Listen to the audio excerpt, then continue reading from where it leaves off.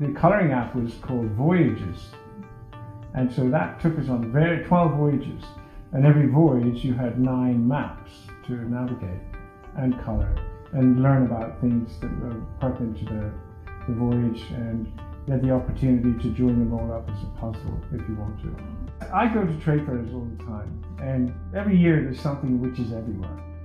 So this particular year it was capacitive styli, and they were shaped like pens, shaped like pencils, shaped like big crayons, everything. And there was, I got 3 samples, a purple, a blue, and a pink one. And I brought them home, and I gave them to my 3 kids. And my youngest daughter, Coco, she had the pink one, and she said, "Daddy, mine's not working." And so I went over, and she's been, and it was just black.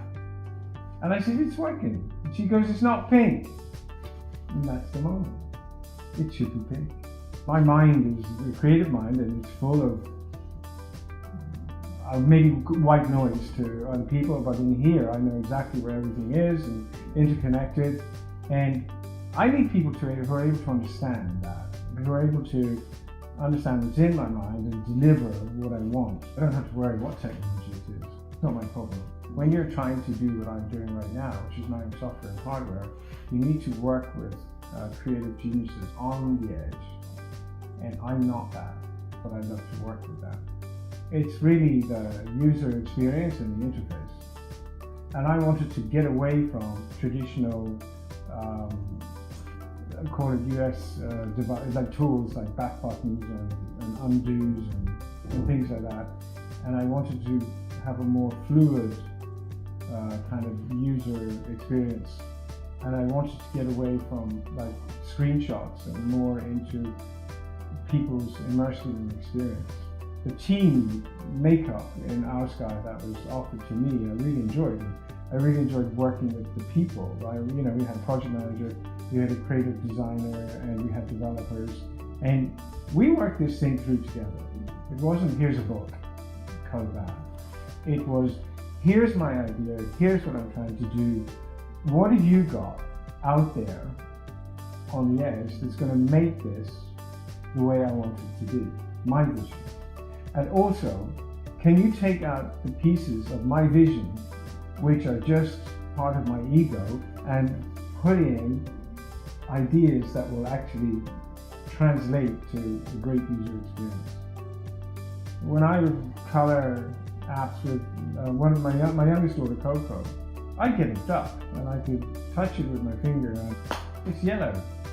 And so it's a slap in the face. And when I was working on Coca-Cola Voyages, I created this thing which we called ooze.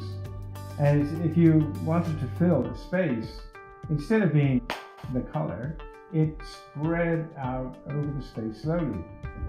And if it was too fast, or if it was too slow, it didn't work. So there was a sense, and a sense and an art to go with it, to decide what that right speed was. I think if you create something unique, then you have the opportunity to make it really good and memorable, or you have put the same effort in and you can make it forgettable. The greatest milestone for Coco Color was getting it sold into a store and a customer coming in and buying it. And that's a great milestone because that proves that your idea works. Okay, so I had Angel and Seed, and now we're about to look for a Series A. And don't be shy. Just show your product, show your service, whatever it is you're presenting. You have to believe in it, and you have to get across the vision. And if these people get it, they're more likely to invest. If they don't get it, or if it's not their space, if they don't invest in that sector, don't waste your time.